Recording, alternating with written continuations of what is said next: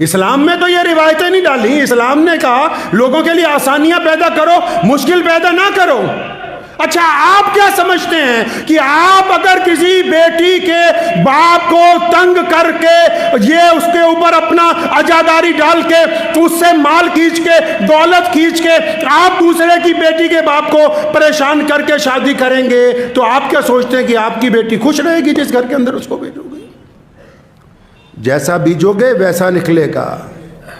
ایک بزرگ تھے، ان کو ایک صاحب نے آ کے کہا، بے ایمان لوگ ہوتے ہیں نا معاشرے میں، ایک صاحب نے آ کے کہا، ان کی بیٹی کا نکاح ہوا تھا، کہنے لگا میاں جہاں تم نے اپنی بیٹی کی شادی کی ہے نا، آپ کے داماد نے اب تمہاری بیٹی کے چہرے پہ تھپڑ مارا ہے. فرمایا نہیں تو جھوٹ بولتا ہے.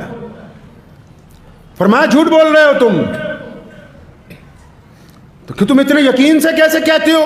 کہنے لگے کہ میرے گھر میں جس کی بیٹی ہے، جس کو میں بیاہ کے لایا، جو میری بیوی ہے، میں نے ساری زندگی اپنی بیوی کے چہرے پر تھپڑ نہیں مارا، اور جس نے اپنی بیوی کے چہرے پر کبھی تھپڑ نہ مارا ہو ہی نہیں سکتا کہ اس کا داماد اس کی بیٹی کے چہرے پر تھپڑ مار دے.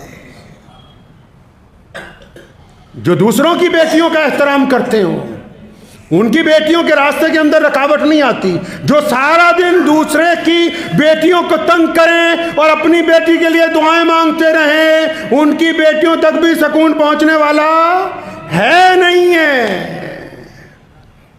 سکون پہنچنے والا نہیں ہے. میاں صاحب اس بیماری کو کم نہیں کرنا، اس کی جڑ کاٹنی پڑے گی. رسول اللہ صلی اللہ علیہ وسلم سے کہیں ثابت نہیں کہ 1,000 لوگ دعوتوں میں جائیں اور اس طرح دعوت میں کھانا کھاتے ہیں. کبھی اپنے گھر میں ایک لقمہ چھوڑا ہے؟ کسی باپ نے اپنی ساری زندگی کی کمائی سے اپنی بیٹی کی رخصتی کے وقت کھانا کھلاتا ہے، اور یہ جتنے دعوت اڑانے کے لیے جاتے ہیں 10 پلیٹوں میں سامان کھانے کا چھوڑ کے آتے ہیں. تم کیا سمجھتی ہو کہ اللہ کی طرف سے پکڑ نہیں آئے گی؟ یہ جو رزق خراب کرتے ہو، کوڑے کے اندر ڈالتے ہو. محمد رسول اللہ صلی اللہ علیہ وسلم چلے جا رہے ہیں، راستے میں کھجور گری ہوئی ہے، اٹھایا، صاف کی، کھایا. فرمایا یہ رزق ہے، یہ روٹی ہے. اور جو قومیں، جو لوگ، جو معاشرہ رزق کی عزت نہیں کرتا، اللہ تعالیٰ ان سے رزق واپس لے لیتا ہے. پھر کٹورا مانگ کے لے کے مانگتے پھرتے ہیں سڑکوں کے اندر، گلیوں کے اندر. جو لوگ رزق کی عزت نہیں کرتے ان سے رزق واپس لے لیا جاتا ہے. تو ہم کیا سمجھیں کہ جو لڑکی والے ہیں وہ بڑی آہستہ سے، جناب کوئی بات نہیں، مت دینا نہیں، بلکہ پوری طاقت سے کہو کہ ہم نے سارا سامان خود خرید لیا ہے، تم نے ہمیں بیٹی دے دی جس نے ہماری نسل چلانی ہے، جس نے ہمارے گھر میں رونق لے کے آنی ہے، جس سے ہمارے گھر کی شائستگی پیدا ہوگی، ہماری آنے والی نسل جس کے کوکھ سے جنم لے گی. بیٹی دے دی تو یہ بہت بڑا کمال کر دیا. تم یہ کیوں نہیں کہتے کہ ہمارے پاس سارا سامان آ گیا، ہمیں کچھ نہیں چاہیے اس بیٹی کے ساتھ تمہارے سے؟ وہ لوگ ڈوب کے مر سکتے ہیں چلو بھر پانی میں. آپ نے کہاوت سنی ہوگی نا، چلو بھر پانی میں ڈوب مرو. یہ کہاوت ان لوگوں کے لیے ہے جن کی غیرت مر گئی ہو. غیرت سمجھتے ہو کس کو کہتے ہیں؟ محمد الرسول اللہ صلی اللہ علیہ وسلم غیرت مند نبی تھے.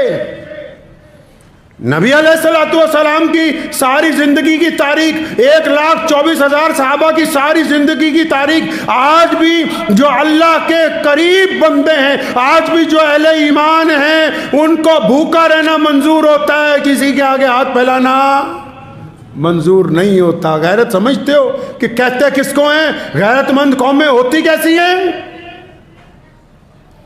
غیرت مند وہ لوگ ہوتے ہیں جو اپنا معاملہ اپنی قوت بازو سے اللہ پہ بھروسہ رکھ کے خود بھی کھاتے ہیں، دوسروں کو بھی کھلاتے ہیں. وہ لوگ غیرت مند ہوتے ہیں. جو دوسرے کے مال کے اوپر نگاہ رکھتے ہیں وہ غیرت مند نہیں ہو سکتے. تو جو دوسرے کا دہیج بھی لے وہ غیرت مند ہے. جو دوسرے سے اپنا مطالبہ بھی کرے وہ غیرت مند ہے، مرد ہی نہیں ہے. عورت کا بھی ایک مقام ہوتا ہے. لڑکے کی جو مائیں اپنی بہوؤں کو تنگ کرتی ہیں وہ عورت کے اس معیار تک نہیں پہنچی جو حضرت سیدہ خدیجہ الکبریٰ رضی اللہ تعالیٰ عنہ نے قائم کیا، جو امی عائشہ رضی اللہ تعالیٰ عنہ نے قائم کیا. وہ اس معیار تک جا ہی نہیں رہی، دیکھ ہی نہیں رہی کہ وہ کتنا اعلیٰ معیار ہے جہاں تک پہنچنا چاہیے. بنا نکاح کے تمہارے گھر میں اگر ساز و سامان نہ پورا ہو، 40 سال گزارا ہو رہا ہے، اگر کسی کی لڑکی سے نکاح کرنا ہے پھر تمہیں سامان پورا چاہیے. ہمارے یہاں ایک ریاست ہے صوبہ بہار، شاید کچھ لوگوں کو اچھی نہ لگے بات، وہاں میں اس بات کی خبر ملی کہ جتنے لوگ ہیں جب وہ شادی کرنی ہوتی ہے لڑکے والے کہتے ہیں نقد لاؤ، نقد پیسے لاؤ تو نکاح ہوگا۔ ارے ڈوب کے مر جائیں، وہ چلو بھر پانی کی کہاوت ان بے غیرتوں کے لیے بنی ہے جن کی غیرت مر جاتی ہے نا، تو ان کو چاہیے ایک کٹوری میں پانی لے، اسی میں اپنا ناک رکھ دیں بیچ کے اندر۔ مرد وہ ہوتا ہے، اچھی عورت وہ ہوتی ہے جس کی نیت صاف ہو۔ معاشرے میں یہ نہ سوچئے کہ لوگ اچھا کریں گے یا نہیں کریں گے۔